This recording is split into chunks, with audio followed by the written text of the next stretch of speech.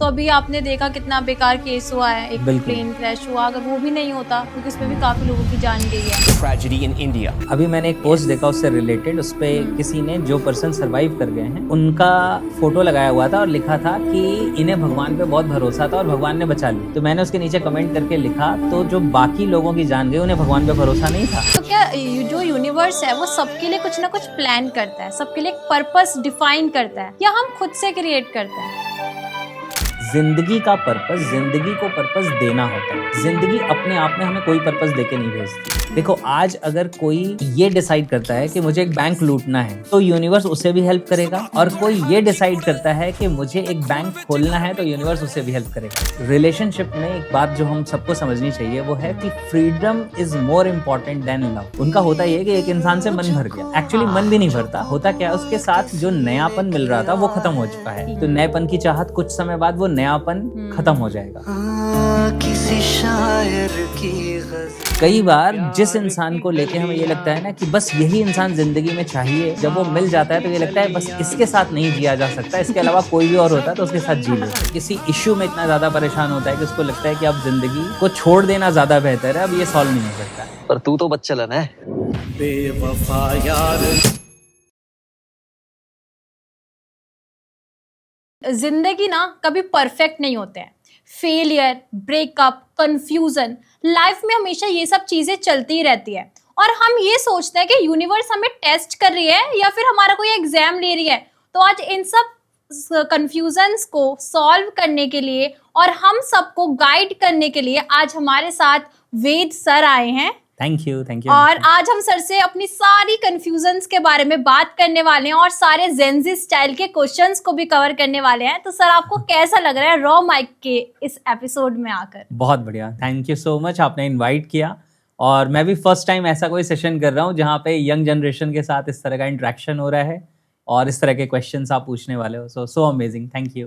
तो सर, अभी हम बात कर रहे थे आपस में, तो अभी आपने बताया कि आप बीटेक किया हुआ है आपने, तो बीटेक करके थोड़ा इस फील्ड में शिफ्ट होना, तो फिर ये कैसे हुआ, थोड़ा बताइए। एक्चुअली क्या है ना, मैं शुरू से जब मैं बहुत छोटा था तब से मेरा इंटरेस्ट था लोगों को हेल्प करने में, लोगों को मोटिवेट करना, इनकरेज करना, उनके प्रॉब्लम्स से कैसे वो बाहर आ सकते हैं। उतनी नॉलेज नहीं थी तब, लेकिन इंटेंशन हमेशा से ये था। और जब मैं क्लास 7th में था उस समय मैंने हिप्नोसिस यानी सम्मोहन के ऊपर बुक पढ़ी थी। तो मेरा इंटरेस्ट बचपन से इन चीज़ों में रहा है। सुपर हीरोज़ बहुत पसंद थे, तो सुपर हीरोज़ क्या करते हैं, लोगों की हेल्प करते हैं। तो ऐसा ही मेरा इंटरेस्ट था, लेकिन तब तक ये नहीं पता था कि ये कोई प्रोफेशन भी हो सकता है, ये कोई फील्ड भी हो सकता है। तो इस डायरेक्शन में मूव करता रहा। फिर मैंने बीटेक की। तो बीटेक में आने के बाद जब मैं गाजियाबाद आया, गाजियाबाद से मैंने बीटेक की है HRIT से। ओके। तो जब मैंने वहाँ से इंजीनियरिंग स्टार्ट की, उसी ड्यूरेशन में मुझे कुछ सेमिनार्स वगैरह ज्वाइन करने का मौका मिला दिल्ली में, क्योंकि मैं नेटवर्क मार्केटिंग के साथ कनेक्ट हो गया था। तो जब मैंने सेमिनार्स देखे और मैंने देखा कि अच्छा, ये तो एक प्रोफेशन भी है और ऐसा ही तो कुछ मैं करना चाहता हूँ। तो मेरा उसी पर्टिकुलर टाइम पे एक शिफ्ट इन थॉट प्रोसेस आ गया कि हाँ, ये है जो मुझे करना है। लेकिन एक ऑप्शन था बीटेक ड्रॉप करके करूँ, और एक था कि उसे कंप्लीट करके करूँ। तो मेरे फ्रेंड्स ने कहा कि कंप्लीट करके करो, तो एटलीस्ट जो पेरेंट्स का एक ड्रीम है कि भाई उन्होंने वहां पे भेजा है तुम्हें, वो कंप्लीट तो कर लो कि हमारा बेटा इंजीनियर बनेगा। हाँ, बाद में मेरे फादर ने ये कहा भी, बल्कि जब मैंने इंटरेस्ट शो किया कि मैं एक डिफरेंट फील्ड में काम करने वाला हूँ, तो आसान नहीं था। लेकिन जब वो राजी हुए तो उन्होंने कहा चलो कोई बात नहीं, बीटेक की डिग्री तो है तुम्हारे पास, अगर और कुछ नहीं हुआ तो बाद में इंजीनियर की जॉब तो कर ही सकते हो। तो मैं इस डायरेक्शन में, इस फील्ड में आ गया।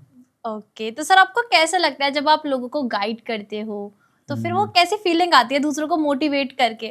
बहुत अमेजिंग। असल में इससे ज़्यादा सेटिस्फाइंग मुझे ज़िंदगी में कुछ नहीं लगता, क्योंकि एक इंसान जब अपनी ज़िंदगी में कहीं फंसा हुआ होता है, कहीं अटका हुआ होता है, या उसे दिख नहीं रहा होता रास्ता कि आगे क्या करना है, या अपने किसी इश्यू में इतना ज़्यादा परेशान होता है कि उसको लगता है कि अब ज़िंदगी को छोड़ देना ज़्यादा बेहतर है, अब ये सॉल्व नहीं हो सकता।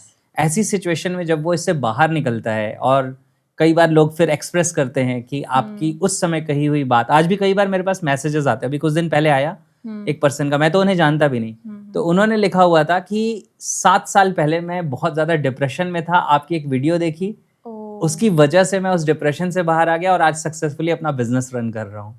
So thank you so much. तो मतलब इतना अमेजिंग लगता है ये कि वाह, क्या बात है कि हमने कहीं ना कहीं किसी चीज पे जाकर किसी की हेल्प करी, बिल्कुल, किसी की लाइफ में वैल्यू ऐड हुई, डिफरेंसेस आए। तो तो सर जो हम सोचते हैं, जैसे कि अभी हम कुछ सोच रहे हैं, तो वो हमारा सबकॉन्शियस माइंड होता है या फिर जो सोसाइटी बोल रही है उसका इको होता है? एक्चुअली क्या होता है, सबकॉन्शियस माइंड को आप ऐसे समझो ना कि ये एक ऐसा स्टोर हाउस है जिसमें वो सारी चीज़ें जो हमने सोसाइटी से, बाहर की दुनिया से सुनी हैं, देखी हैं, समझी हैं, वो सारी चीज़ें स्टोर हो जाती हैं। तो सोसाइटी का इको तो है ही, लेकिन वो इको आ कहाँ से रहा है? वो आ रहा है आपके सबकॉन्शियस माइंड में, वो सारी फाइल्स स्टोर्ड पड़ी हुई हैं और उसके बाद आपने उनको किस तरह से प्रोसेस किया है, क्योंकि इसी सेम दुनिया में अलग अलग लोग रहते हैं, लेकिन सबकी थॉट प्रोसेस अलग अलग होती है। दुनिया सेम है, यस क्यों? क्योंकि उसने उसे प्रोसेस कैसे किया है। तो डिफरेंस इस चीज से होता है कि how you are processing that information. तो बाहर की दुनिया से आपने इन्फॉर्मेशन रिसीव की, माइंड में स्टोर किया सबकॉन्शियस में, लेकिन फिर आपने उसको प्रोसेस कैसे किया, उसके ऊपर अपना परसेप्शन कैसा डेवलप किया, उसके अकॉर्डिंग फिर आप बिहेव करेंगे, उसके अकॉर्डिंग आपके रिस्पॉन्सेज आएंगे। तो जो हमारा सबकॉन्शियस माइंड है, क्या वो हमेशा वर्क करता रहता है या कभी बीच में ब्रेक भी लेता है? असल में क्या होता है कि सबकॉन्शियस एक तरह से देखे तो हमेशा ही वर्क करता है। सिर्फ किसी किसी सिचुएशन में जब हम बहुत डीप और बहुत कोर स्लीप में चले जाते हैं, जैसे आजकल बहुत सारे लोग वो वॉच यूज करते हैं ना, जिसमें जो स्लीप है उसकी मॉनिटरिंग शो करता है, तो आपने देखा होगा उसमें एक आता है कोर, एक ऑप्शन। तो कोर में यानी कि आप नींद की सबसे गहरी फेज में हैं, तो पूरी रात में कई बार इंसान 45 मिनट्स 1 आवर या कई बार उससे ज्यादा भी उस फेज में जाता है। तो उस समय एक तरीके से माइंड का जो सबकॉन्शियस लेवल है वो काफी साइलेंट हो गया है। उस समय आपको कोई सपने भी नहीं आ रहे, तो उस समय आप माइंड के एक तरीके से अनकॉन्शियस लेवल पे हैं लगभग। तो उसे छोड़ दें तो उसके बाद हमारा सबकॉन्शियस हमेशा ही काम करता रहता है। ओके तो जैसे कि हम हर्ट होते हैं तो वो जो हमारा दर्द है वो हम अपने सबकॉन्शियस माइंड में स्टोर कर लेते हैं या फिर हील भी करते हैं कुछ? एक्चुअली स्टोर तो सब कुछ सबकॉन्शियस में हो ही रहा है, हीलिंग भी सबकॉन्शियस में ही होती है। वो सारी ही चीजें देखिए, सबकॉन्शियस माइंड जो है ना, सबकॉन्शियस माइंड में वो फाइल्स आपने रजिस्टर कर ली, किसी रीजन से आप हर्ट हो गए या कुछ भी है। अब आपकी जिंदगी की जो मेमोरीज हैं, जो इवेंट्स हैं, उसकी सारी जो इमेजेस हैं, साउंड्स हैं, फीलिंग्स हैं, वो सबकॉन्शियस में पड़ी हुई हैं। तो हीलिंग का मतलब क्या होता है? हीलिंग का मतलब होता है कि वो इमेजेस अब कुछ फेड हो गई, वो आवाजें जो किसी चीज ने आपका दिल दुखा दिया था, किसी की किसी बात ने, आपको तो याद भी आ गई तो नहीं। तो वो जो बातें हैं जो कहीं ना कहीं मन को लग गई हैं, या कोई फीलिंग्स हैं जो स्टक पड़ी हुई हैं, जैसे जैसे वो न्यूट्रलाइज होती हैं आपकी हीलिंग होती है। इसलिए कई बार लोग कहते हैं कि वक्त सबसे बड़ा मरहम है। हाँ ट्रू। लेकिन अगर आप देखो कि वक्त ने ऐसा क्या किया, वक्त मरहम क्यों है, तो वक्त अपने आप में मरहम नहीं है। सिर्फ होता क्या है, उस वक्त में आपने अपने मन के अंदर की उन फाइल्स को कैसे चेंज कर दिया, उसने मरहम का काम किया होता है। कि आपकी वो इमेजेस बदल गई, वो धुंधली हो गई, वो डल हो गई, वो साउंड्स डल हो गए, इस वजह से आप हील कर पाते हैं। तो जो हमारी ओवर थिंकिंग होती है, क्योंकि आपको पता है जेनजी और ओवर थिंकिंग दोनों एक दूसरे से रिलेटेड है, तो जो ओवर थिंकिंग होती है तो वो क्या हमारे सबकॉन्शियस माइंड के थ्रू होती है या फिर उसको कंफ्यूज कर देती है? बिल्कुल होता क्या है ना कि ओवर थिंकिंग को हमें सही तरीके से समझना चाहिए। ज्यादातर लोग इसे समझते नहीं है। एक्चुअली जो माइंड है ना, माइंड का रोल ही है थिंकिंग। माइंड और ocean they never stay at rest, यानी कि हमारा माइंड और समुद्र, ओशन, ये कभी भी पूरी तरीके से शांत नहीं रहते, इसमें हमेशा कुछ उथल पुथल चलती रहती है। तो ओवर थिंकिंग चैलेंज कब है? जब आपकी वो ओवर थिंकिंग नेगेटिव डायरेक्शन में हो। यानी कि आप कुछ ऐसा सोच रहे हैं जिससे आप लगातार बुरा फील कर रहे हैं, आप नेगेटिव फील कर रहे हैं, फिर वो ओवर थिंकिंग आपके लिए हार्मफुल है। अदरवाइज वो ओवर थिंकिंग एक अच्छी चीज भी हो सकती है। जैसे जो एक बिजनेसमैन है, जब वो कोई आइडिया के बारे में सोचता है और उस आइडिया से अपना बिजनेस क्रिएट करता है, तो वो भी तो ओवर थिंकिंग करता है कि इस आइडिया को मैनिफेस्ट कैसे करूंगा, रियल वर्ल्ड में क्या होगा, मुझे क्या रिसोर्सेज चाहिए, कर पाएगा नहीं कर पाएगा, फेलियर तो नहीं होगा। बिल्कुल। तो वो क्या है, वो कंस्ट्रक्टिव डायरेक्शन में सोच रहा है। तो जब आपकी थिंकिंग तो हमेशा चलती है, जब आपकी थिंकिंग आपको नेगेटिव जोन में ले जाती है, तब जनरली हम इसे ओवर थिंकिंग कहते हैं। वही थिंकिंग को अगर सिर्फ आप डायरेक्शन उसका डेविएट कर लें, पॉजिटिव डायरेक्शन में कर लें, तो वही ओवर थिंकिंग अब आपके लिए फायदेमंद हो जाएगी, अब आपके लिए वो वरदान हो जाएगी। क्योंकि अब आप एक कंक्लूजन तक पहुंच पाएंगे कि दिस इज समथिंग जिसको करने से जिंदगी बदल जाएगी, चीजें में डिफरेंस आ जाएगा। तो क्या ऐसा भी होता है जैसे कि हम बहुत ज्यादा दुखी है, किसी ने हमारा ट्रस्ट तोड़ा है, ठीक है, तो जब किसी ने हमारा ट्रस्ट तोड़ दिया है तो क्या हमारे सबकॉन्शियस लेवल पे हम सब पर ट्रस्ट करना बंद कर देते हैं क्योंकि एक इमेज बना ली ना हमने? बिल्कुल। क्या होता है ना कि इसे कहते हैं, अगर एनएलपी की लैंग्वेज में मैं बात करूं, जिस साइंस में मैं वर्क करता हूं, न्यूरो लिंग्विस्टिक प्रोग्रामिंग। न्यूरो का मतलब माइंड, लिंग्विस्टिक का मतलब लैंग्वेज, और प्रोग्रामिंग का मतलब how we program our neurology. वो step by step thought process क्या है जिससे हमारा माइंड प्रोग्राम हो जाता है, या औरों का माइंड भी हम प्रोग्राम कर सकते हैं एनएलपी की मदद से।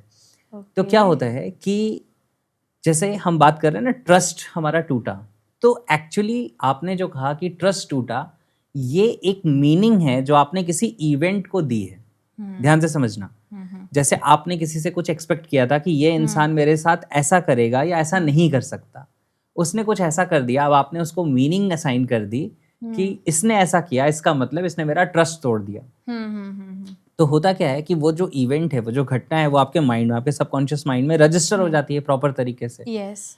और कई बार आपका बिलीफ बन जाता है। अब ये बिलीफ कैसे बनेगा? आपने अपने आप से बात क्या की। अगर आपने ये कहना शुरू कर दिया सारे लड़के ऐसे होते हैं या सारी लड़कियां ऐसी होती हैं, तो अब क्या होगा कि अब आपका एक बिलीफ क्रिएट हो जाएगा। तो उस बिलीफ की वजह से अब आपका माइंड दुनिया में जो कुछ भी हो रहा होगा उसमें नेगेटिव्स देखना शुरू कर देगा कि यहाँ पे ये ऐसा तो नहीं कर देगा, इसने ऐसा किया, इसका मतलब ये मेरे ट्रस्ट के लायक नहीं है। तो उस जोन में फिर इंसान चला जाता है। तो ये फर्क इस बात से पड़ रहा है कि उस इवेंट को आपने क्या मीनिंग दी। उसी इवेंट को आप अलग मीनिंग दे सकते हो। आप कह सकते हो कि अच्छा हुआ कि ऐसा हुआ, मुझे इस इंसान की जो रियलिटी है वो अभी दिख गई। अगर यही रियलिटी मुझे नहीं दिखती और ये रिलेशनशिप और कई सालों तक चलता रहता और उसके बाद रिवील होता, फिर क्या होता? यस, फिर तो सब बेकार ही हो जाता। जाहिर सी बात है, फिर उसके बाद लाइफ और खराब हो जाती है, आपका टाइम निकल खराब हो जाता। जाती। तो फर्क इस बात से पड़ता है कि हमने उसको मीनिंग क्या दी है। तो it is always in our hands कि हम किसी चीज की मीनिंग को रीथिंक कर सकते हैं, इसका और क्या मतलब हो सकता है, राइट? ओके। तो जैसे कि आजकल बोलते हैं कि ब्रेकअप का जमाना है, ठीक है, हर किसी के ब्रेकअप्स हो रहे हैं, तो क्या आपको लगता है कि जेनजी जो है ब्रेकअप के बाद मैनिफेस्टेशन में और क्रिस्टल्स की तरफ मूव कर रहे हैं? हाँ, और ये गलत बात है। एक्चुअली क्या होता है ना, डेस्परेशन बहुत ज्यादा है लोगों के अंदर। जेनजी के साथ बहुत बड़ा एक चैलेंज क्या होता है ना कि जो दुनिया जिस तरीके से जो सारी चीजें आती हैं, वीडियोस आते हैं, जितने सारे ओटीटी प्लेटफॉर्म्स हैं, वेब सीरीज हैं, नॉवेल्स का तो टाइम खैर अब जा रहा है एक तरीके से। तो ये जो सारी चीजें हैं ना, उससे क्या होता है कि एक फीलिंग क्रिएट हो जाती है कि हमारी लाइफ में कोई होना चाहिए, हमारी लाइफ में कोई होना चाहिए। तो जैसे ही उनकी जिंदगी से कोई एक इंसान जाता है, राइट, वो दूसरे की तलाश में लग जाते हैं या उसको वापस पाना चाहते हैं। तो वो ये नहीं समझ पाते कि हमारी जिंदगी के लिए सही क्या है। उनका ईगो पॉपअप हो जाता है, अरे ये इंसान मुझे कैसे छोड़ सकता है, ये इंसान कैसे चला गया जिंदगी से, हमारे साथ ऐसा कैसे हो सकता है, कैसे हो सकता है। तो अब तो मुझे यही वापस चाहिए। और उससे पूछ लो वापस आ गया तो करोगे क्या? उसका अचार बनाओगे, उसकी सब्जी बनाओगे, करोगे क्या? सही बात है, ट्रू। और कई बार जिस इंसान को लेके हमें ये लगता है ना कि बस यही इंसान जिंदगी में चाहिए, जब वो मिल जाता है तो ये लगता है बस इसके साथ नहीं जिया जा सकता, इसके अलावा कोई भी और होता तो उसके साथ जी लेते, राइट? तो सोचने की जरूरत ये है ना कि आप इस डेस्परेशन में मत जाओ कि बस मुझे इसे मैनिफेस्ट कर लेना है, इसे मुझे अट्रैक्ट कर लेना है। आप ये सोचो आपकी जिंदगी के लिए सही क्या है, कौन है, और उस पर्टिकुलर पर्सन को या उस पर्टिकुलर सिचुएशन को आपको मैनिफेस्ट करना है, ना कि कोई पर्टिकुलर इंसान है आप उसके पीछे ही पड़ जाओ कि नहीं बस मुझे यही चाहिए, राइट? तो आपकी जिंदगी ज्यादा सही ट्रैक पे आ जाएगी। तो क्या आपको क्या लगता है कि ब्रेकअप के बाद मैनिफेस्टेशन जो है वो सच में काम करती है, फिर बस डिस्ट्रैक्ट होना है उस चीज से, या फिर अपने आप को हील करने के लिए उसको एक बहाने की तरह यूज करते हैं? क्या मैनिफेस्ट करना चाहते हैं लोग ब्रेकअप के बाद, आप बताओ, फिर मैं समझा पाऊंगा। कोई नया पार्टनर, या फिर जो मुझे दुख हुआ है मैं उससे हील कर पाऊं, मैं अच्छी अच्छी चीजें मैनिफेस्ट करूं, कुछ ऐसा। हाँ, तो जनरली होता क्या है ना कि ये लोग एक तरीके से अपने आप को हिप्नोटाइज कर रहे हैं, अपने आप को एक ऐसे जोन में लेके जाने की कोशिश कर रहे हैं जिस जोन में जो उनका पेन था वो किसी तरीके से उस पेन को भूल जाएं, वो नलिफाई कर लें, कुछ ऐसा हो जाए। तो एक्चुअली क्या होता है कि वो इसकी वजह से मैनिफेस्टेशन की तरफ ज़्यादा भागते हैं, ना कि ऐसा होता है कि अब उन्होंने बहुत समझ लिया कि मुझे एक्चुअली ज़िंदगी कैसी चाहिए और वो उस डायरेक्शन में काम करें। इस वजह से लोग इन चीज़ों के पीछे ज़्यादा भागते हैं। तो वो क्या है, बस वो अपने दर्द से पीछा छुड़ाने का एक तरीका है कि बस कुछ और ज़िंदगी में आ जाए जिससे ये दर्द भूल जाए। लेकिन आप सोचो ना कि अगर आप बहुत जल्दी जल्दी स्विच करते रहोगे तो आपकी जिंदगी में कोई भी परमानेंट चीज नहीं आएगी। आप वेल थॉट ऑफ डिसीजन नहीं ले रहे हो, इमोशनली भी बहुत डैमेज हो जाओगे। जैसे मैं एग्जांपल देता हूँ, सपोज करो कि आज आप एक जॉब कर रहे हो, आपको आज फील हुआ नहीं यार ये जॉब मेरे लिए अच्छी नहीं है, और आप क्या करते हो, जॉब स्विच करके तुरंत कोई दूसरी जॉब ज्वाइन कर लेते हो बिना ये सोचे कि ये जॉब में क्या वाकई में वो चीजें हैं जो मुझे चाहिए थी।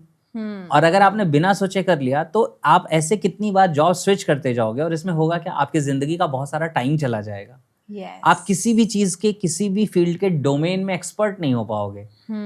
तो यही लोगों के साथ होता है, जब वो एक जगह हर्ट होते हैं और मैनिफेस्टेशन के पीछे भागते हैं, तो मुझे आज ये मिल जाए, वो मिल जाए, मेरे दर्द से पीछा छूट जाए, लेकिन वो ये नहीं सोच पाते कि जिंदगी के लिए जरूरी क्या है, सही क्या है। यस।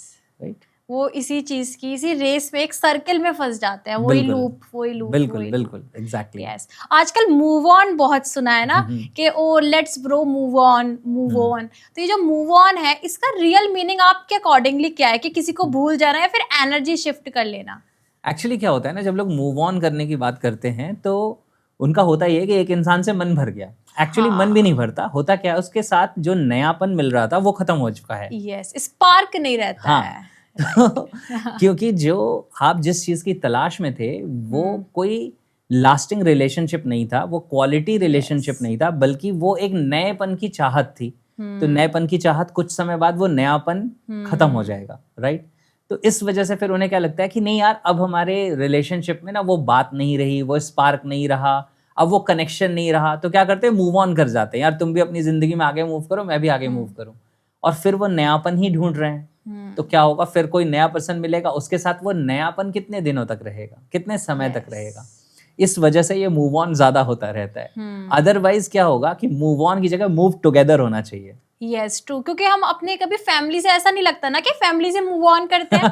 नहीं लगता सच में, ट्रूली। लेकिन ये आजकल ही सुनने को मिलता है कि रिलेशनशिप में चलो मूव ऑन करते हैं, वरना पहले मम्मी पापा होते हैं हमारे। ये इनके रिलेशनशिप को देखो तो फिर लगता है कि ये क्या है। बिल्कुल एग्जैक्टली। तो मूव ऑन की जगह मूव टुगेदर की तरफ फोकस करना चाहिए और उस इंसान के साथ कनेक्ट होना चाहिए जिसके साथ आपकी वैल्यूज मैच करती हैं, यानी जिसके साथ आप लंबे समय तक जी सकते हो। अगर आपकी वैल्यूज नहीं मैच करती और आप उस पर्सन के साथ उसकी किसी भी अट्रैक्शन की वजह से, चाहे उसकी फिजिकल अट्रैक्शन है, फाइनेंशियली वो बहुत सक्सेसफुल है या कुछ भी और है, उसकी वजह से अगर आप उसकी तरफ अट्रैक्ट हो जाते हो, आप एक रिलेशनशिप में भी आ जाते हो, तो वो चलने वाली नहीं है। क्योंकि कुछ ऐसी चीजें होती हैं जो आपके लिए बहुत क्लोज टू हार्ट है, उनके साथ आप कॉम्प्रोमाइज नहीं कर सकते। तो शुरू में वो चीजें नहीं दिखाई देती, लेकिन कुछ समय के बाद जब वो नयापन का जो हिप्नोसिस है वो खत्म होता है, इसको हम एनएलपी की लैंग्वेज में कहते हैं euphoria of love. Euphoria of love. हाँ, यूफोरिया ऑफ लव का मतलब क्या है, जब किसी इंसान की तरफ आप अट्रैक्ट होते हो ना, तो उस समय लगता है इससे ज्यादा बेहतर इंसान पूरी दुनिया में कोई नहीं है। तो एक्चुअली वो उस इंसान की वजह से नहीं है, वो आपकी जो यूफोरिया की फीलिंग है उसकी वजह से है। कुछ समय तक वो फीलिंग लास्ट करेगी, फिर वो फीलिंग खत्म हो जाएगी। उसके बाद अगर आप साथ में मूव करते हो तो तभी मूव करते हो जब आपकी वैल्यूज मैच करती हैं, जब आप एक दूसरे को सच में प्यार करते हैं, जब आपके अंदर रिस्पेक्ट होती है एक दूसरे के लिए। अदरवाइज वो चीजें नहीं चल पाती। राइट। तो फिर वो नयापन खत्म, फिर हम नए इंसान की तलाश करते हैं कि अब तुम्हारे में वो बात नहीं रही, अब तुम मुझे वैसे प्यार नहीं करते। हाँ, यस, फिर लेट्स मूव ऑन। तो फिर जैसे कि क्या सिर्फ किसी स्पेसिफिक पर्सन को बार बार मैनिफेस्ट करना, क्या नेचर के प्लान को फोर्स करना होता है? हाँ, और ऐसा नहीं करना चाहिए। देखिए क्या होता है, सपोज करो मैं एक एग्जांपल लेता हूँ कि एक लड़का है, वो कहता है कि मैं इस लड़की से बहुत प्यार करता हूँ और मुझे तो यही चाहिए अपनी जिंदगी में। अब वो सारी मैनिफेस्टेशंस लगा रहा है, विजुअलाइजेशन कर रहा है, और दुनिया में और भी जो जो तरीके हो सकते हैं, प्रोडक्ट हो सकते हैं, या कोई तरीका हो सकता है, कोई टेक्निक हो सकती है, वो सब यूज कर रहा है कि बस इस इंसान को अपनी जिंदगी में अट्रैक्ट कर लें। तो आप ये भी तो सोचो कि क्या वो इंसान आपको अपनी जिंदगी में चाहता है? अगर वो इंसान आपको अपनी जिंदगी में नहीं चाहता तो आप क्या कर रहे हो, आप एक फोर्सफुल बॉन्ड क्रिएट करने की कोशिश कर रहे हैं। अगर वो इंसान आपको मिल भी गया तो क्या रियल में आप उस इंसान के साथ सही तरीके से जिंदगी जी पाएंगे? उसकी फ्रीडम खत्म हो जाएगी ना।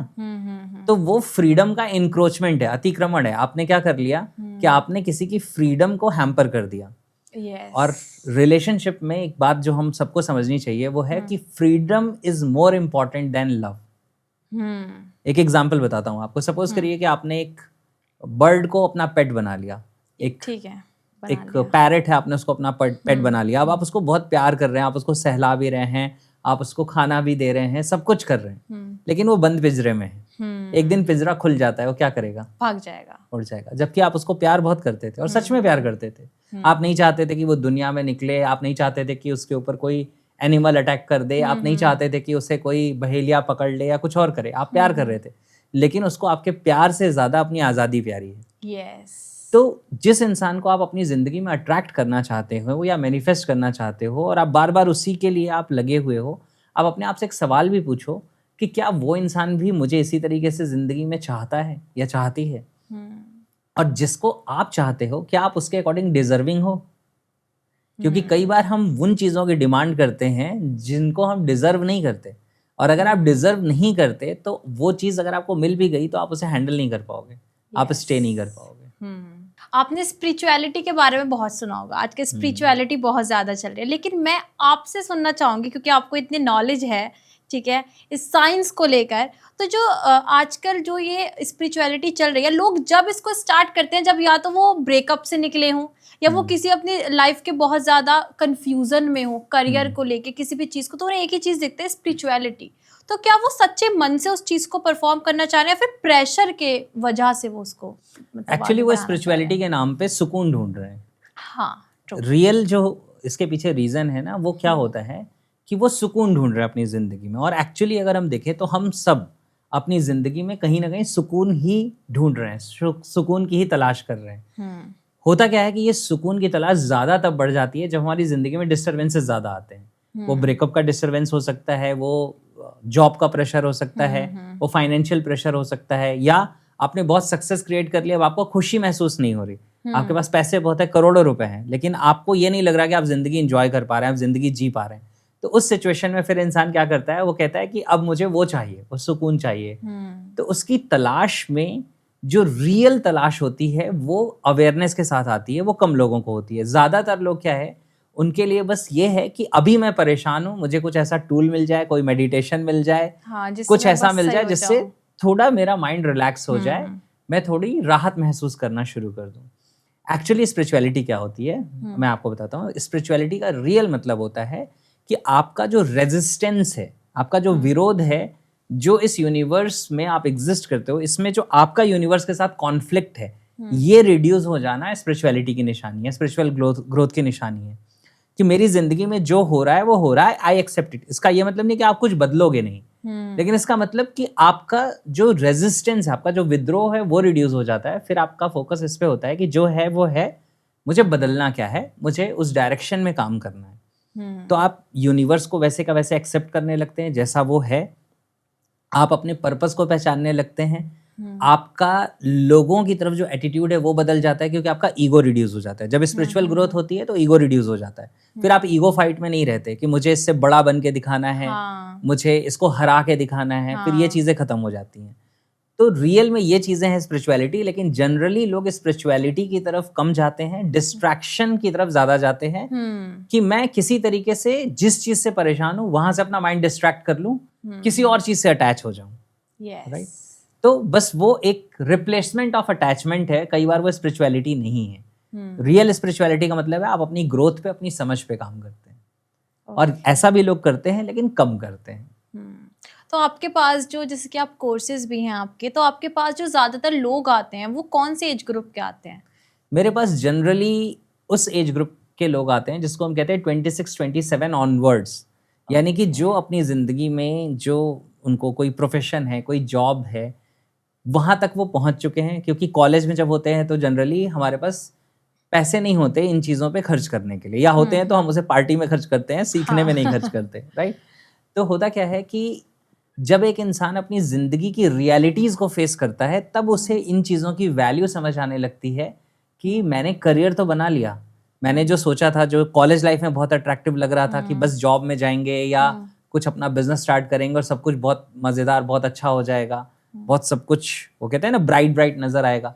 जब वो ज़िंदगी की रियलिटी को हिट करते हैं और उन्हें लगता है कि जो अभी आज तक मैंने सीखा उसके बावजूद मेरी लाइफ की जो क्वालिटी मैं चाहता था या चाहती थी वो नहीं मिल रही, तो उस सिचुएशन में फिर वो इन चीज़ों को एक्सप्लोर करना शुरू करते हैं। जब उन्हें वो सक्सेस नहीं मिलती, वो रिजल्ट्स नहीं मिलते, वो पीस ऑफ माइंड नहीं मिलता, तब वो NLP की तरफ आते हैं और फिर वो सीखना शुरू करते हैं। और एंड लिमिट कोई है नहीं। मेरे पास ऐसे भी लोग हैं जो 74-75 की एज में जिन्होंने मेरे कोर्सेज ज्वाइन किए हैं कि उन्हें लगता है कि काश हमें ये पहले मिल गया होता, चलो अब जितनी ज़िंदगी के साल बचे हैं उतने तो ठीक कर लें, और वो तब भी ज्वाइन कर लेते हैं।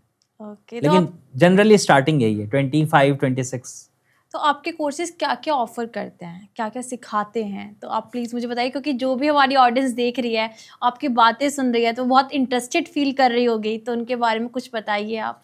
देखिए क्या होता है, मेरे अलग अलग तरह के प्रोग्राम्स हैं, अलग अलग कोर्सेज हैं, उनके सबके जो डोमेन्स हैं या आप कह सकते हो ऑब्जेक्टिव्स हैं वो अलग अलग हैं। तो कुछ कैटेगरीज में है, मैं वो बता देता हूँ तो आपको हेल्प मिलेगी। मेरा एक कोर्स है वो बच्चों के लिए है मेनली, जो मेमोरी टेक्निक्स वगैरह सिखाती है बच्चों को, क्योंकि बच्चे के पास हर बार उसका सिलेबस बदल जाता है, लेकिन लर्निंग कैपेबिलिटी नहीं बदलती। यस। तो एनएलपी का एक एप्लीकेशन मेमोराइजेशन को भी इन्हांस करना है, या जो बच्चे का कॉन्फिडेंस इशू है, या जब वो एग्जाम्स में जाता है उसको डर लगना शुरू हो जाता है, तो इन चैलेंजेस को ओवरकम करना और फास्टर कैसे मेमोराइज कर सकते हैं, इन चीज़ों को सीखना। तो एक कोर्स है मेरा, माइंड मेमोरी मास्टर्स नाम है उसका, तो वो उसमें ये चीज़ें एड्रेस होती हैं। तो ये क्लास 6th ऑनवर्ड्स कोई भी बच्चा ज्वाइन कर सकता है और सीख सकता है, राइट? ऑनलाइन कोर्स है ये। तो एक इस डोमेन को सर्व करता है। इसके बाद मेरे बहुत सारे छोटे छोटे मिनी कोर्सेज हैं जो लाइफ के अलग अलग इश्यूज के ऊपर हैं, जैसे कोई रिलेशनशिप पे है, कोई पेरेंटिंग पे है, कोई वेल्थ पे है, कोई सक्सेस पे है, राइट? कोई लाइफ फिलॉसफी के ऊपर है।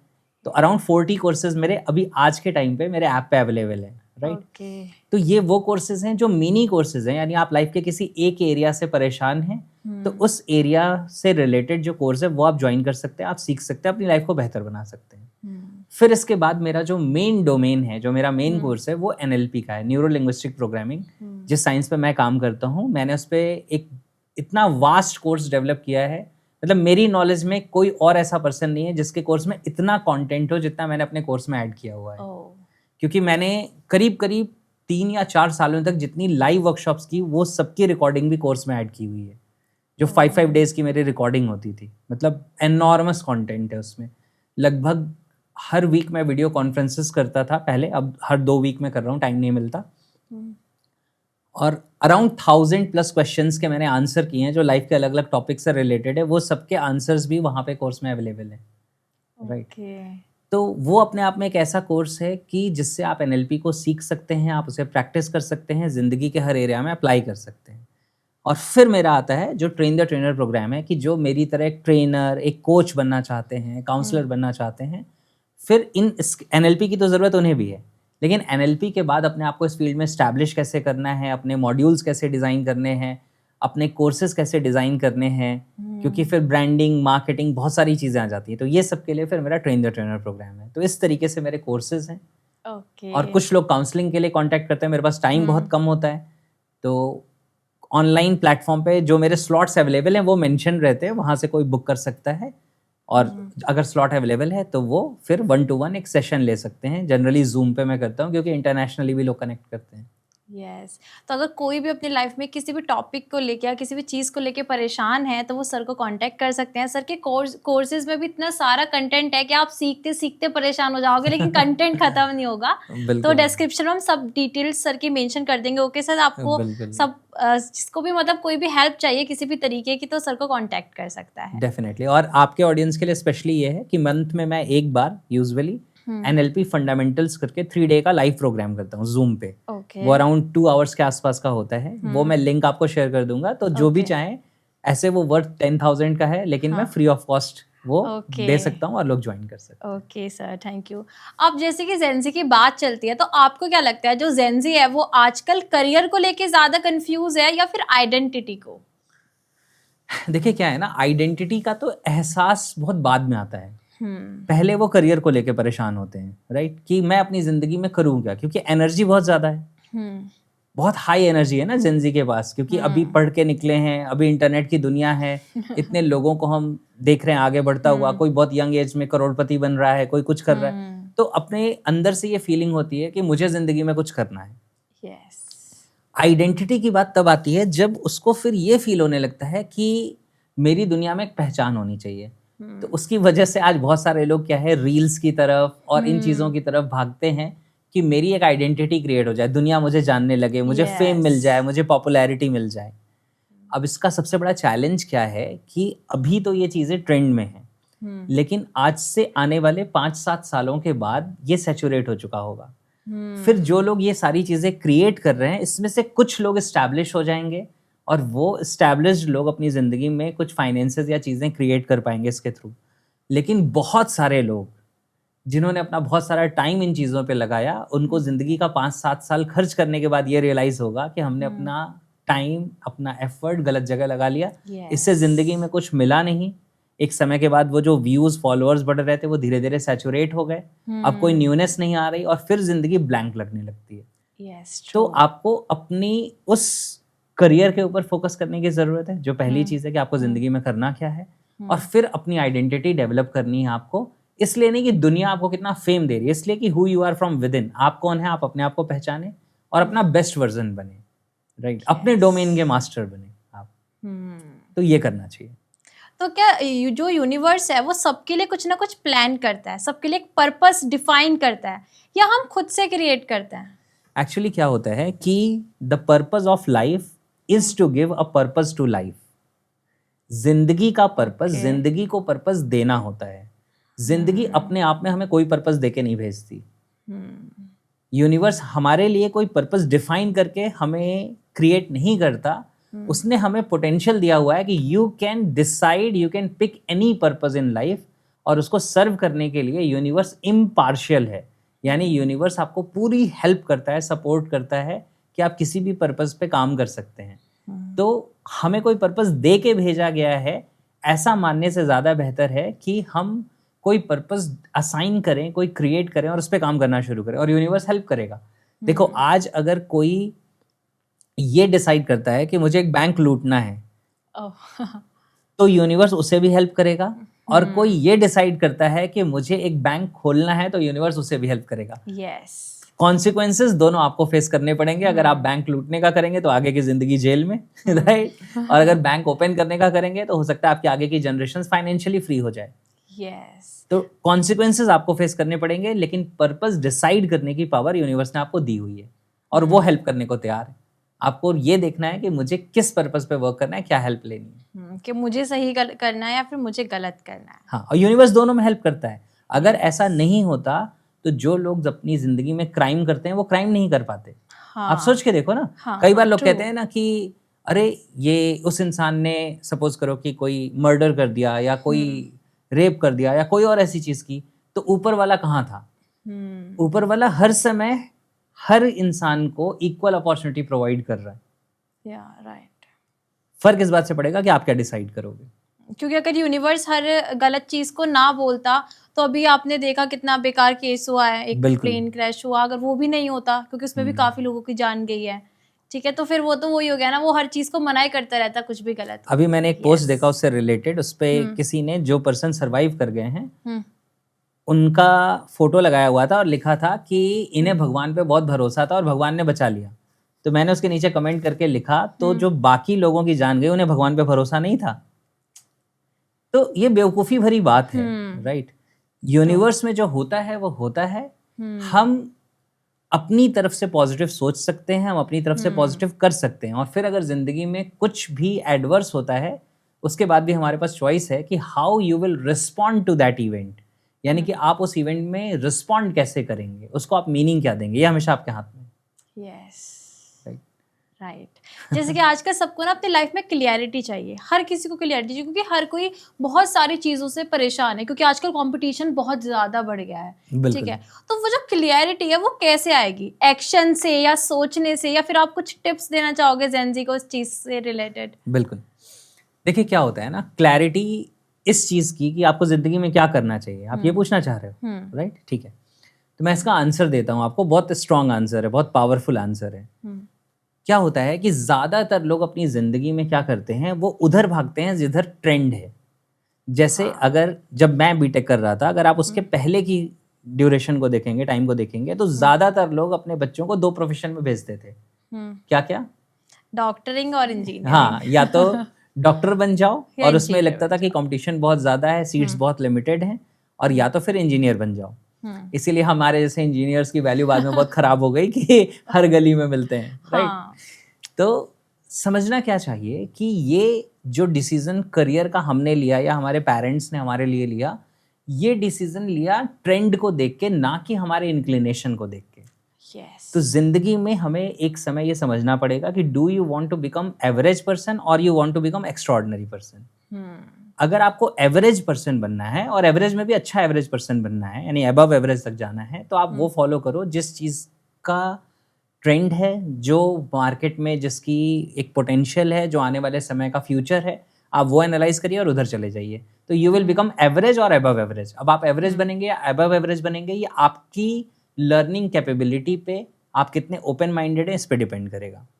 लेकिन अगर आपको एक्स्ट्राऑर्डिनरी बनना है, अगर आपको एक ऐसा इंसान बनना है जो ये कह सके कि I am living the life of my dreams, तो इसके लिए फिर अलग एक स्ट्रैटेजी है, वो शेयर करूं आपके साथ। यस ट्रू यस सच में तो आपको ये समझना पड़ेगा कि आपको उस फील्ड में जाने की ज़रूरत है जो रियल में आपका ट्रू पैशन है, ट्रू इंक्लिनेशन है। और अगर उस पर्टिकुलर पैशन को आपने प्रोफेशन में कन्वर्ट कर लिया, आपने आइडेंटिफाई कर लिया, पहले तो आइडेंटिफिकेशन ही मुश्किल होता है। अगर आपने आइडेंटिफाई कर लिया और आपने उसके अकॉर्डिंग, उसके अराउंड अपना करियर बिल्ड कर लिया, तो you will become extraordinary. Not in the sense of money. हो सकता है कि आप पैसा ज़्यादा कमाएं, हो सकता है आप पैसा थोड़ा कम कमाएं, क्योंकि समाज के अकॉर्डिंग, यानी सोसाइटी के अकॉर्डिंग पैरामीटर में हो सकता है आप सक्सेसफुल हो सकता है आप एवरेज हो, लेकिन in your inner world you will become extraordinary अगर आपने आइडेंटिफाई कर लिया। तो कैसे आइडेंटिफाई करते हैं, उसके लिए कुछ क्वेश्चन मैं बताता हूँ। सबसे पहला क्वेश्चन, वो कौन सी चीज़ है जिसे आप करने में कभी थकते नहीं, यानी कि फिजिकली थक सकते हैं लेकिन कभी आप उस चीज़ से बोर नहीं होते, कभी आप उससे थकते नहीं हैं। ये किसी के लिए म्यूजिक हो सकता है, किसी के लिए डांस हो सकता है, किसी के लिए पॉडकास्ट बनाना हो सकता है, हाँ आप समझना, किसी के लिए ट्रेनिंग देना हो सकता है, कोचिंग करना हो सकता है जैसे मैं करता हूँ, किसी के लिए पढ़ाना हो सकता है, पढ़ाना हो सकता किसी के लिए पढ़ना हो सकता है, किसी के लिए डिज़ाइंस बनाना हो सकता है, किसी के लिए सॉफ्टवेयर बनाना हो सकता है, किसी के लिए कुछ भी हो सकता है, क्योंकि हम सब इस दुनिया में डिफरेंट हैं। Getting clarity? तो आपको ये देखना है वो कौन सी चीज़ है जिसमें आप कभी बोर नहीं होते, सबसे पहला क्वेश्चन। दूसरी चीज़, अगर आप उस काम को नहीं करते हैं तो आपका टेम्पटेशन बढ़ जाता है, यानी अगर आपने उसको अवॉइड कर दिया, वरना जनरली लोगों के साथ क्या होता है, आज ये चीज़ बहुत अट्रैक्टिव लग रही है, 4 दिन बाद कुछ और बहुत अट्रैक्टिव लगता है, उसके 4 दिन बाद कुछ और बहुत अट्रैक्टिव लगता है। तो इसमें क्या हुआ कि आपने उसको, जो पहली बार अट्रैक्टिव लग रहा था, 4 दिन आपने नहीं किया तो आपकी टेम्पटेशन डाउन हो गई, यानी वो आपके ट्रू कोर में नहीं था, वरना वो डाउन नहीं होता। यस तो ये सेकंड क्वेश्चन, यानी कि आपकी टेम्पटेशन खत्म नहीं होनी चाहिए। अब उसके बाद 2 और सवाल हैं जो डिसाइडिंग फैक्टर हैं। अगर आपके पास बिल्कुल भी पैसा ना हो, मतलब बहुत कम पैसा हो, सर्वाइवल लायक आपके पास पैसा है, तो भी ये वो काम होना चाहिए जो आप फिर भी करना चाहेंगे, यानी कि आप स्ट्रगल भी कर रहे हैं, आपके पास फाइनेंशियल चैलेंज भी है, तब भी ये वो चीज़ है, ये वो पैशन है जिस पर आप फिर भी काम करना चाहोगे। ठीक है? और लास्ट क्वेश्चन है कि अगर आपके पास बहुत पैसा है, आपको पैसे के लिए काम करने की ज़रूरत नहीं है, फिर भी आप अगर इस चीज़ पे काम करना चाहते हैं, ये 4 क्वेश्चंस के आंसर्स अगर लाइन आपके हो गए, तो now you have reached to the conclusion कि जिसमें अब आप काम करोगे तो आपको ज़िंदगी में सबसे ज़्यादा फुलफिलमेंट मिलेगी, आप एक्स्ट्राऑर्डिनरी बन जाओगे। क्योंकि सपोज करो कि पेंटिंग बनाने की बात कर लेते हैं, आज यहाँ पे बहुत सारी पेंटिंग्स लगी हुई हैं, किसी का ट्रू पैशन आ गया पेंटिंग बनाना, यानी कि वो पेंटिंग बनाने से कभी बोर नहीं होता, वो पेंटिंग ना बनाए तो उसकी टेम्पटेशन बढ़ जाती है, ना कि रिड्यूस हो जाए। तीसरा क्वेश्चन कि ये वो चीज़ है कि अगर उसके पास फाइनेंसेस नहीं भी हैं तो पैसे कमाने के लिए वो कुछ और कर रहा है, लेकिन फिर भी शाम को बैठ के पेंटिंग बना रहा है, क्योंकि उसको वो अच्छा लगता है, और वो इतना फाइनेंशियली सक्सेसफुल है कि उसके पास पैसे की कोई प्रॉब्लम नहीं, तब भी वो पेंटिंग बना रहा है क्योंकि उसको बनाना अच्छा लगता है। That means now it is your true passion. और अगर आप यहाँ तक पहुँच गए, ये 4 क्वेश्चंस के आंसर्स आपने आइडेंटिफाई कर लिए और किसी एक चीज़ तक पहुँच गए, अब आप उसके अराउंड अगर अपना करियर बिल्ड कर लेंगे तो you will become unstoppable, you will become extraordinary, और आप उस फील्ड में जितनी सक्सेस क्रिएट कर पाएंगे उतनी दुनिया के किसी और फील्ड में नहीं क्रिएट कर पाएंगे, क्योंकि now it is your true nature जिसके साथ अलाइनमेंट में आप काम कर रहे हैं। यस हाँ, मुझे भी काफी क्लैरिटी मिली। चलिए ग्रेट। सच में हाँ, शुरू आजकल ना सेल्फ लव बहुत सुना है, तो ये सेल्फ लव की जो डेफिनेशन होती है सबके लिए अलग अलग होती है। तो ये सेल्फ लव रियल में क्या है? क्या खुद को आइसोलेशन में डाल देना होता है सेल्फ लव? नहीं, बिल्कुल भी नहीं। सेल्फ लव का मतलब होता है कि आप जैसे हो आप खुद को एक्सेप्ट करो, आप खुद से प्यार करो, यानी आपका खुद से प्यार होना चाहिए। जनरली क्या है ना, हम जिस एनवायरनमेंट में हमारी अपब्रिंगिंग होती है उसमें खुद से प्यार करना तो छोड़ो, बल्कि हमें सिखा दिया जाता है खुद को क्रिटिसाइज करना। ज्यादातर लोग क्या करते हैं, अपने आप को क्रिटिसाइज करने लगते हैं। मैंने ये अच्छे से नहीं किया, मैंने वो अच्छे से नहीं किया, मैं अच्छा बेटा नहीं हूँ, मैं अच्छी बेटी नहीं हूँ, मैं अच्छा दोस्त नहीं हूँ, मैं अच्छा लाइफ पार्टनर नहीं हूँ, मैं अच्छा फादर नहीं हूँ। मतलब होता क्या है कि हम सेल्फ लव की जगह सेल्फ क्रिटिसिज्म ज़्यादा करते हैं। तो इसकी वजह से जो हमारी अंदर जो हमारी सेल्फ इमेज होती है वो डिस्टॉर्ट हो जाती है, वो खराब हो जाती है। और इस तरह की चीज़ों का रिजल्ट ये होता है कि हमारी ज़िंदगी में बहुत कुछ बाहर होने के बावजूद हम कभी सुकून से नहीं रह पाते। एक्चुअली हमें ज़िंदगी में किसके साथ जीना पड़ता है पता है? खुद के साथ जीना पड़ता है। और जिसके साथ आपको जीना है, अगर वही साथ जीने लायक नहीं है, उसके अंदर ही आपको सिर्फ कमियां ही कमियां दिखती हैं, तो आप उसके साथ सुकून से कैसे जियोगे? इसीलिए लोग अपने साथ सुकून से नहीं जी पाते। तो सेल्फ लव का मतलब आइसोलेशन नहीं है।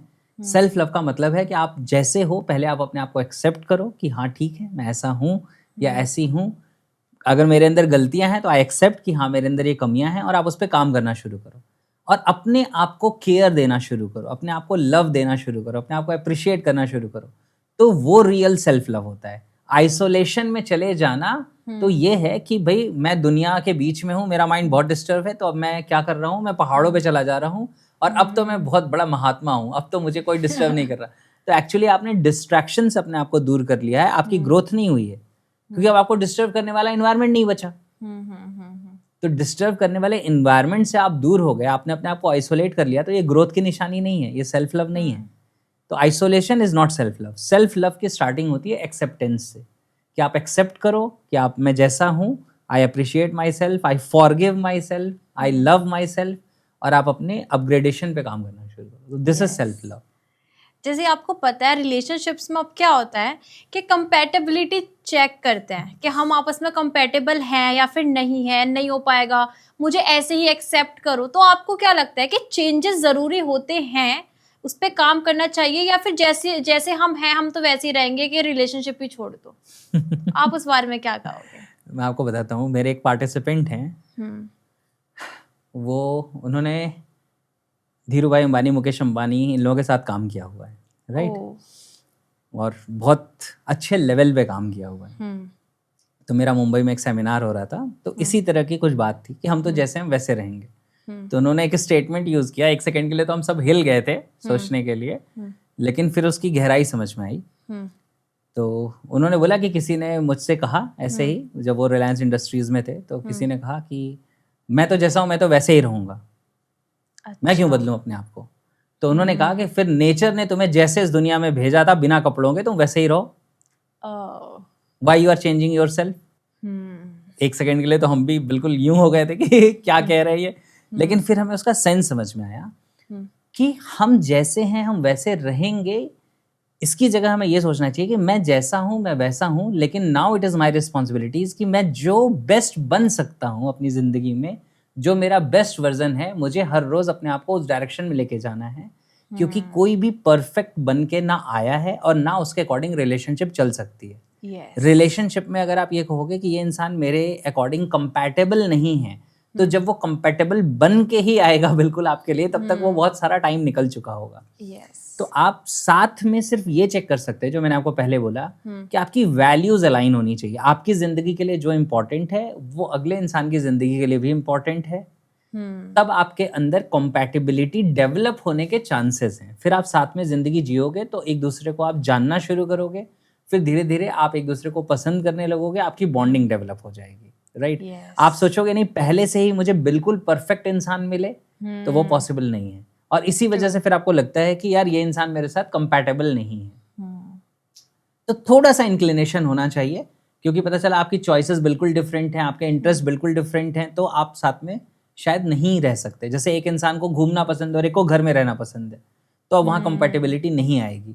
लेकिन हाँ, अगर दोनों के अंदर थोड़ी अंडरस्टैंडिंग है, कुछ एक जैसे ट्रेड्स हैं, तो फिर कंपैटिबिलिटी डेवलप हो जाती है।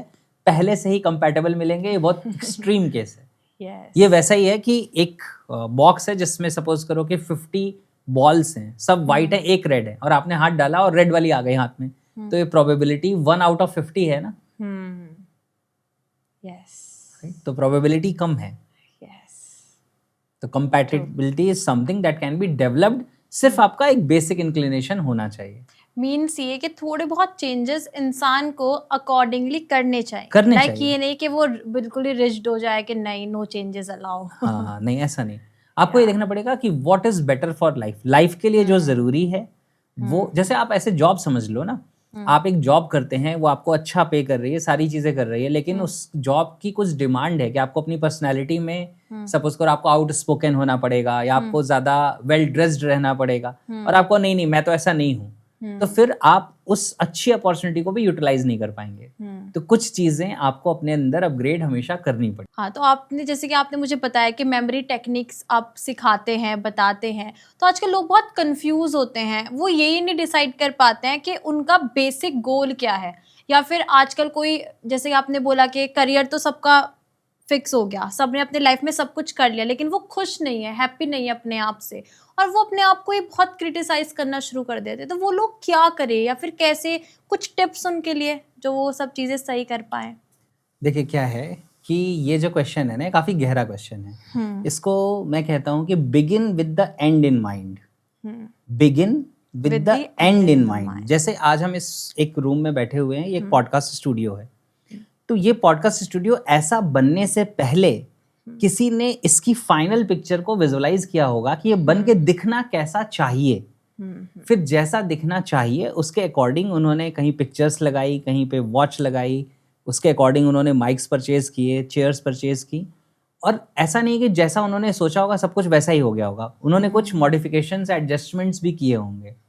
सेम यही हमारी जिंदगी के साथ है कि begin with the and in mind, कि आप ये सोचो कि मेरी जिंदगी बहुत खूबसूरत और एक बहुत अच्छी जिंदगी होगी अगर, तो वो कैसी होनी चाहिए, फिर वो जैसी होनी चाहिए आप उसके अकॉर्डिंग अपनी जिंदगी को शेप करना शुरू करिए। तब जाके आप अपनी जिंदगी में एक सेटिस्फैक्शन, एक फुलफिलमेंट, एक हैप्पीनेस के साथ जी पाएंगे।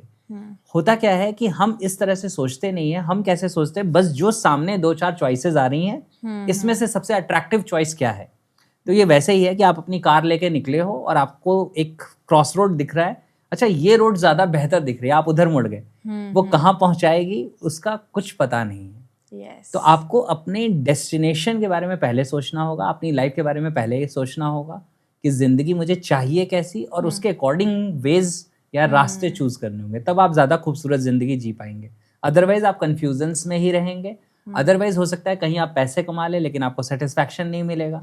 एक एग्जाम्पल बताता हूँ कि मैंने किसी पर्सन से पूछा, कोई ऐसे ही जो आप कह रहे हैं ना जेनजी, कि उस क्या करना चाहते हो आप जिंदगी में, तो मुझे सीए बनना है। क्यों सीए बनना है? बहुत पैसा होता है सीए के पास। मैंने कहा अच्छा, बहुत अच्छी बात है।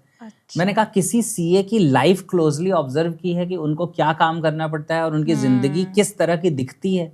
नहीं। मैंने कहा जरा देख के फिर मेरे से बात करना। तो उस पर्सन ने जब ऑब्जर्व किया तो कह रहा मुझे तो ऐसी जिंदगी बिल्कुल नहीं चाहिए, ये तो पूरे दिन फाइलों में ही लगे रहते हैं, ये तो नंबर्स के साथ ही काम करते रहते हैं, मैं तो ऐसा करूंगा तो पागल हो जाऊंगा। तो मैंने कहा कि अभी तक सिर्फ आप ये देख रहे थे, अब जब आपने क्लोजली ऑब्जर्व किया तो थॉट प्रोसेस चेंज हो रहा है। तो बोला हाँ, मैं तो इतना अकाउंटिंग, थोड़ी बहुत अकाउंटिंग कर सकता हूँ, पूरे दिन अकाउंटिंग करता रहूँ, इतना करता रहूँ, ये तो नहीं कर सकता। मैंने कहा अच्छा सोच के बताओ डिसीजन क्यों लिया था, या क्यों कह रहे थे सीए बनना है? नहीं, मेरे नोन में एक सीए है ना, वो BMW से चलते हैं। तो मैंने कहा कि आपने वो एक रिजल्ट तो देख लिया लेकिन वो प्रोसेस नहीं देखा, वो मेहनत नहीं देखी, वो मेहनत काम नहीं देखी, वो काम नहीं देखा। तो मैंने कहा आप वो देखो ना कि जो चीज आप सस्टेन कर पाओगे, जो सस्टेन ही नहीं कर पाओगे, वहां पे अगर आप चले जाओगे तो कुछ समय बाद क्या होगा? कुछ समय बाद फ्रस्ट्रेट हो जाओगे, इरिटेट हो जाओगे। राइट? मेरे नोन में एक पर्सन है जो मेडिकल प्रोफेशन में प्रैक्टिशनर डॉक्टर थे, वहां से स्विच करके आज वो साउंड इंडस्ट्री में काम कर रहे हैं। मतलब स्पीकर्स और ये सारी चीजों को मैन्युफैक्चर कर रहे हैं, इन्वेंट कर रहे हैं, उस पर काम कर रहे हैं, अपना ब्रांड डेवलप कर रहे हैं। अच्छा, मेडिकल प्रैक्टिशनर, डॉक्टर, वही डॉक्टर, राइट? क्योंकि वो उनका पैशन नहीं था उस समय, सिचुएशंस के अकॉर्डिंग या पेरेंट्स के अकॉर्डिंग या दुनिया को देख के उस प्रोफेशन में गए, बाद में समझ में आया, चेंज कर लिया। तो आज वो कम कमाए या ज्यादा कमाए लेकिन सेटिस्फैक्शन है, फुलफिलमेंट है। यस, जैसे कि अभी हम पैशन की बात कर रहे हैं, पेरेंट्स की बात कर रहे हैं, तो एक बहुत ही मेरे दिमाग में एक ही क्वेश्चन आता है कि मैं जब क्लास में थी, जब मैं इंजीनियरिंग स्टूडेंट थी, तो मैं क्लास में पूछा गया कि कितने बच्चे हैं जो पेरेंट्स के प्रेशर की वजह से एडमिशन लेके आए हैं बीटेक में, और आप यकीन नहीं मानोगे सिर्फ 10% बच्चे ऐसे जिनका हाथ नीचे था, बाकी सबका ऊपर कि हाँ पेरेंट्स ने हमको भेजा है। तो बहुत सारे बच्चे होते हैं जो बहुत पेरेंट्स के प्रेशर में आके उस फील्ड को चूज करते हैं जिसमें उनका इंटरेस्ट नहीं होता है, तो आप उनके लिए क्या कहना चाहोगे, उन पेरेंट्स को क्या कहना चाहोगे?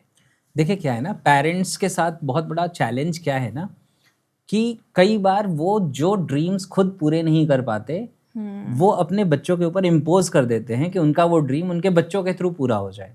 यस, तो कई बार उन्हें ये समझने की ज़रूरत है कि मेरे बच्चे की जो एक्चुअल पोटेंशियल है वो किस डायरेक्शन में है, उसका इंटरेस्ट किस डायरेक्शन में है। तो आप सोसाइटी के प्रेशर में, समाज के प्रेशर में अगर आप उनको किसी भी करियर की तरफ पुश कर देते हैं, या अपने डिजायर्स जो आपके नहीं पूरे हुए, आप शायद इंजीनियर नहीं बन पाए, अब आप अपने बच्चे को बनाना चाहते हैं, उसकी वजह से क्या है कि आप उसको एक तरफ पुश कर देंगे, लेकिन उससे उसकी ज़िंदगी खूबसूरत नहीं हो पाएगी, वो अच्छे तरीके से ज़िंदगी जी नहीं पाएगा। मैं आपको अपना बताता हूँ तो मेरे वाले से क्लैरिटी आ जाएगी, राइट। मैंने बीटेक की कंप्यूटर साइंस में एडमिशन लिया, 4 साल की बीटेक है, मैंने बीटेक कंप्लीट की। मेरे जो ब्रदर हैं वो मेरे से 13 साल बड़े हैं, वो सबसे बड़े हैं घर में, मैं सबसे छोटा हूँ, राइट। अच्छा, फिर बीच में 2 सिस्टर्स हैं मेरी, और सब बहुत अच्छे लोग हैं, सब बढ़िया फैमिली है। तो क्या है कि अब मेरा इंटरेस्ट था कि मुझे इस फील्ड में जाना है, मुझे बीटेक करके और जॉब में नहीं जाना, मुझे सॉफ्टवेयर इंजीनियर अब नहीं बनना, बन सकता हूँ, मुझे पता था एवरेज या अबव एवरेज बन जाऊंगा जो मैंने आपको बताया, लेकिन जो मेरा ट्रू पैशन है वो इधर है, इसमें मैं डिफरेंट तरीके से ग्रो कर सकता हूँ। तो अब ये बहुत बड़ा चैलेंज था क्योंकि मेरे फादर इरिगेशन डिपार्टमेंट में इंजीनियर थे। अच्छा, उन्होंने सारी जिंदगी जॉब की है, वो गांव से निकल के आए थे और अपनी पढ़ाई के दम पे वो बाहर निकल के आ पाए और हम सब भाई बहनों को अच्छी लाइफ, अच्छी पढ़ाई, सारी चीजें दे पाए। तो उनके माइंड में सबसे ज्यादा प्रायोरिटी किस चीज की है? एजुकेशन की। दूसरी प्रायोरिटी किस चीज की है? जॉब की है, राइट। कि जॉब से एक अच्छी जिंदगी बनती है। अब मुझे ये करना नहीं है और मुझे उनको, एक तो तरीका था कि मैं उनके अगेंस्ट जाके करूं कि मेरा जो मन मैं वो करूंगा, है ना। तो ऐसा मैं हूं नहीं कि इस तरीके से मैं करूं। तो मेरा था कि मैं उनका एटलीस्ट एक्सेप्टेंस लेके आगे बढ़ूं जिंदगी में। तो अब ये कैसे करें, यहाँ से आपको बहुत क्लैरिटी आएगी। तो इसके लिए पहले आपको खुद की क्लैरिटी होनी चाहिए कि जो मैं करना चाहता हूँ या करना चाहती हूँ ये रियल में मेरा पैशन है और इसमें पोटेंशियल है। अगर ये नहीं है तो फिर सिर्फ इतनी सी बात है कि आज आप किसी एक चीज की तरफ अट्रैक्ट हो गए हो, कल को आपका मोटिवेशन खत्म हो जाएगा। फिर आपके पेरेंट्स कहेंगे देखो हम पहले ही कह रहे थे कि तुम कुछ कर नहीं पाओगे उस डायरेक्शन में, हमारी बात मान ली होती, कम से कम करियर बन जाता। तो ये आप तभी कर सकते हो जब आपको अपनी चीज पे आपने मतलब इनर वर्क बहुत कर लिया हो, राइट। मैं इसका एग्जांपल देता हूँ, आप ऐसे समझ लो कि आपको कोई अपने बिजनेस के लिए इन्वेस्टमेंट चाहिए और आप कह रहे हो यार मुझे पैसा चाहिए, मेरा पैसा होता तो मैं अपना काम बढ़ा लेती। लेकिन अगर आपके पास स्ट्रेटजी नहीं है तो आपको कौन पैसे दे देगा। लेकिन अगर आपके पास एक स्ट्रेटजी है कि ठीक है आप मुझे 10 लाख रुपए दे दो और मैं 1 साल के बाद आपको 12 लाख 13 लाख रुपए वापस कर दूंगी, ठीक है, ये है मेरा एक्शन प्लान, ये मैं करूंगी, इससे ये रिजल्ट आ जाएगा। अब आपको लोग आपके अंदर इन्वेस्ट कर दें, इसके चांसेस ज्यादा होंगे। तो ये क्यों हुआ? क्योंकि अब आपको क्लैरिटी है। तो पहले आपको क्लैरिटी होनी चाहिए, तो मुझे क्लैरिटी थी। तो और मेरे फादर थोड़े डिसिप्लिन वाले, स्ट्रिक्ट वाले इस तरह के, तो अब उनसे डायरेक्ट बात करने में हिम्मत नहीं होती थी कि कैसे बात करें। तो मैंने पहले अपने भैया को बताया, ब्रदर को बताया, उनको पता था कि इसका इस तरह का इंटरेस्ट है। तो उन्होंने कहा कि ठीक है। और वो मतलब मैं तो अपने पापा से फिर भी, मतलब मुझे बचपन से कहा जाता है कि ये रिबिलियन है, विद्रोही है, राइट। ये वो नहीं करता जो दुनिया करती है, कुछ अलग ही करता है हमेशा।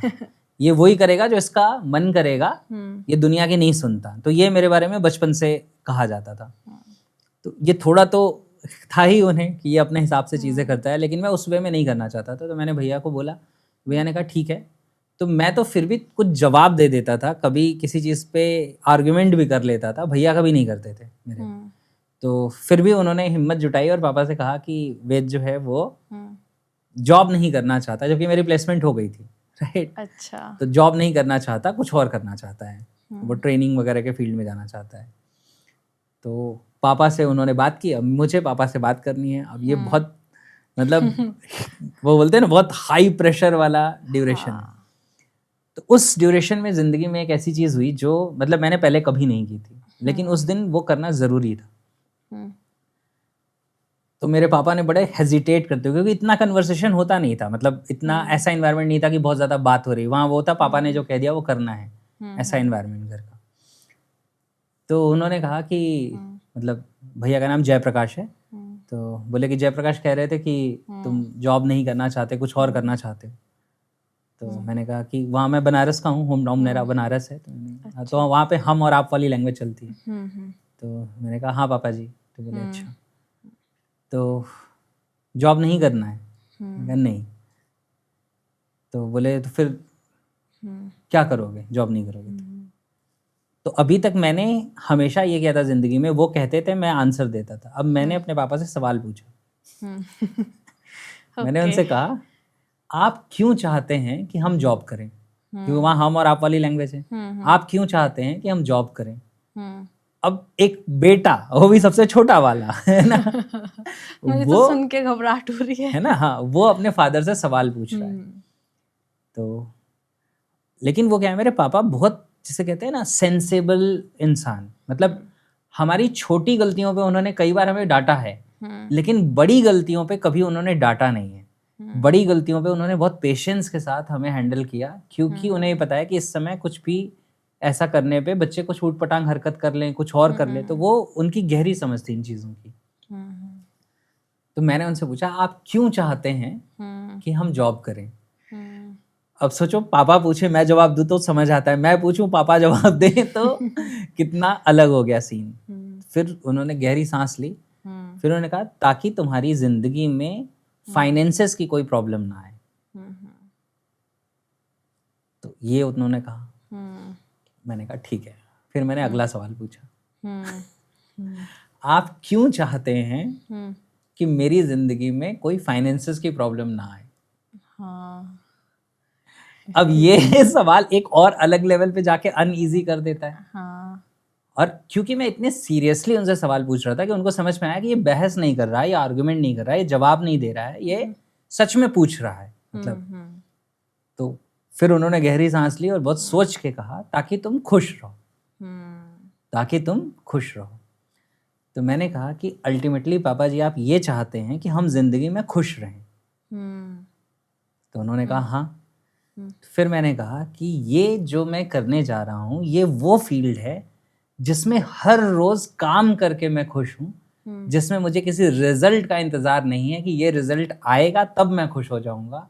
ये वो काम है जिसे हर रोज करके मैं खुश हूँ। और दूसरा आपका कंसर्न है फाइनेंसेस का, तो इस फील्ड में जो टॉप मोस्ट पर्सन है उसका खुद का आइलैंड और खुद का प्राइवेट जेट है, तो पोटेंशियल वहां तक है। तो मैं ये नहीं कह रहा मुझे वही चाहिए या वहीं पहुंचना है, मतलब बीच में कहीं तो पहुंचूंगा। तो आप इस कंसर्न से फ्री हो जाइए कि फाइनेंसेस का क्या होगा, फाइनेंसेस जनरेट हो जाएंगे, टाइम लग सकता है लेकिन जनरेट हो जाएंगे। और अल्टीमेटली आप मुझे खुश देखना चाहते हैं तो ये वो फील्ड है जिसमें काम करके मैं हर रोज खुश हूँ, मुझे किसी रिजल्ट का इंतजार नहीं करना है। तो फिर उन्होंने कहा कि चलो ठीक है तुम करो, बीटेक तुमने कर ही रखी है, डिग्री तुम्हारे पास है ही, साल 2 साल तुम लगा लो इस फील्ड में, कहीं ज़रूरत पड़ेगी मेरी सपोर्ट की तो वो भी बताना, और नहीं होता है तो भाई तुम्हें सपोर्ट करेंगे, तुम अपनी चीज़ें कर लेना, और अदरवाइज फिर जॉब कर ही सकते हो, और सक्सेसफुल हो गए तो कोई बात नहीं। और मेरे लिए बहुत प्रिविलेज की बात है कि मेरे खुद के सेमिनार में मेरे मदर और मेरे फादर ने पूरे दिन बैठ के मेरा वर्कशॉप ज्वाइन किया है। वाओ। और लोगों ने उसके बाद उनसे कहा है कि कितना अच्छा है, कितना अमेजिंग है, और हमें ये जान के इतना अच्छा लग रहा है कि आपके बेटे हैं। और सबसे बड़ा प्राउड तो यही हो जाता है, यही फील होता है। आज लास्ट ईयर मेरे फादर एक्सपायर हो गए, लेकिन उसके पहले उन्होंने जो मेरे लिए सोचा था वो रिजल्ट्स उन्होंने देख लिए। हाँ। तो ये कितना बड़ा सेटिस्फेक्शन है। और जब पेरेंट्स का सपोर्ट होता है ना तो फिर अलग ही लगता है। लाइक मेरे फादर हैं, मैंने बीटेक किया हुआ है और मैं भी पॉडकास्ट स्टार्ट किया, मेरे फादर मुझे बहुत सपोर्ट करते हैं, मतलब लिटरली फोन करते हैं, अच्छा ये वाला शूट हो गया क्या, और पॉडकास्ट भी पूरा देखते हैं, ये वाला भी देखेंगे, सुनेंगे। क्या बात तो है। पेरेंट्स का जब सपोर्ट होता है ना तो फिर अलग से आपके पास एक डर नहीं होता है, आपको पता है कि पीछे से आपके पास सपोर्ट है तो आप और खुल के चीजें कर पाते हो। एग्जैक्टली। और मेरे टफ टाइम में बहुत सपोर्ट भी किया उन्होंने उस सिचुएशन में, क्योंकि शुरू से जर्नी स्मूथ नहीं थी। शुरू के कुछ साल बहुत स्ट्रगल के थे, कभी फाइनेंसेस आते थे, कभी नहीं आते थे, क्योंकि आप एस्टैब्लिश्ड नहीं है, आपको कोई गाइड करने वाला नहीं है। यस, सब कुछ नया ही करना है और सब फर्स्ट कुछ टाइम नया। पूरी फैमिली में सबसे अलग ही करना है। बिल्कुल बिल्कुल। यस, तो आज बहुत ही डीप पॉडकास्ट रहा है, मुझे सच में बहुत अच्छा लगा आपसे बात करके। हमने इतने सारे टॉपिक्स पे बात की और आई थिंक जब ऑडियंस सुन रही होगी उनको इतनी सारी बातें, इतनी सारी कन्वर्सेशन सुन रहे होंगे, इतनी डीप बातें, बस ये समझ में नहीं आया कि मैं इसको एंड कैसे करूं लिटरली, क्योंकि बहुत ही इमोशनल भी था और बहुत नॉलेजेबल भी था।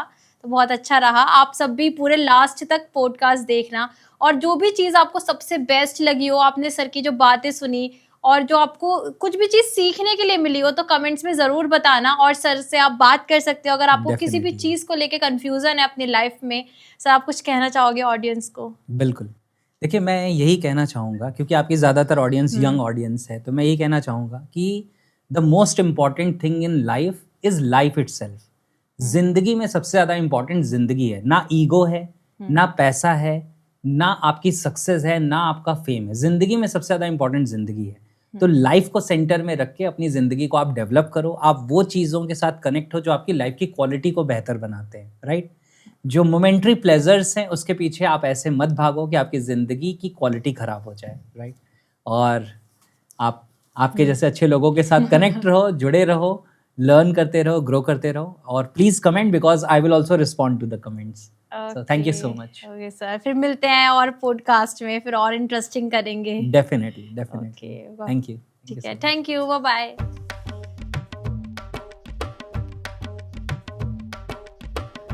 थोड़ी सी हंसी करना, मुझे हंसी क्यों आ रही है? क्या नाम है आपका?